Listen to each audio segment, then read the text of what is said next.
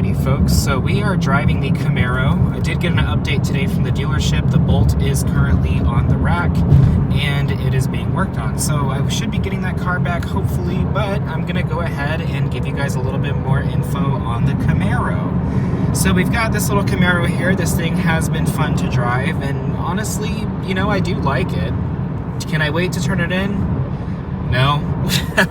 I really want my car back.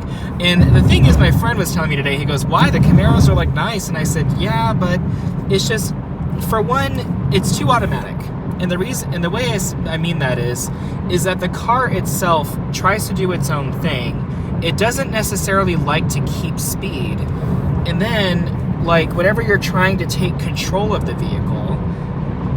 vehicle itself just takes a minute to respond. The best example I can give is actually the transmission.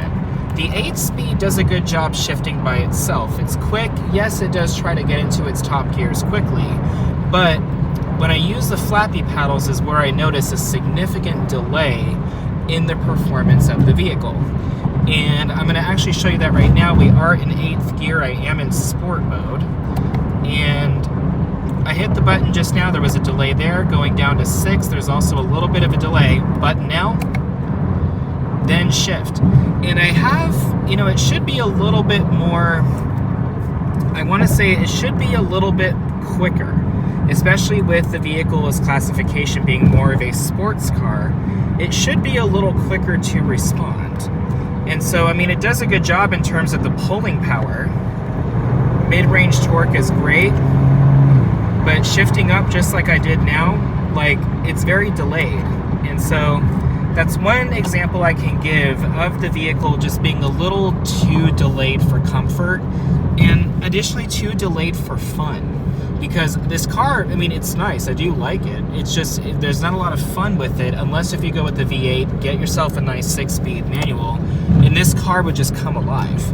And the thing is that this one, it's kind of there. It's not on life support, but it's definitely like, you know, it's definitely needing a little bit more oomph. But it does respond well, it's just, it doesn't respond fast enough. So let's go ahead and let me make sure there's no police. LOL, because I'm about to do this. A little bit faster in automatic mode. Very quick there, much more responsive. It's actually when you do everything by yourself is when the vehicle has a little bit more lag per se. But it is fun. I mean, if you're in the market for a sports car, you want something that's okay on gas. Granted, don't do what we just did because we were at a full tank 3 days ago and we had too much fun. So, but it does get good mileage if you are driving it conservatively. You know, any turbo vehicle, as long as you're not hitting the turbo regularly, it's going to do well. It's when you start to accelerate hard and when the turbo is active, that's when you run into really, really, really bad fuel economy. So, with that being said, I mean, it's been a fun car. You know, am I excited to get the Bolt back? Yeah, I am. I actually am tired of paying for gas so often. I'm still gonna do it, but I don't want to pay for gas as often as I am. And this requires premium, so sometimes that can get a little pricey. But in this regard, good car. I mean, I'm happy with this vehicle. I'm honestly much happier with this. I wish I would have gotten this instead of the three other Malibus and the Chevy Spark that I had. But, you know, we make do with what we have and so on and so forth. So this vehicle has been fun. Can't wait to, you know, move on from it and get my car back after 3 months of paying for it and basically saving nothing on fuel. So that's that. The suspension is a little rough in sport mode. I mean, like I said before, you'll notice more in the steering and the suspension, the sport mode. The transmission doesn't really change much, unless if you're in the lower, like RP or lower speed ranges, it'll hold the gears a little longer.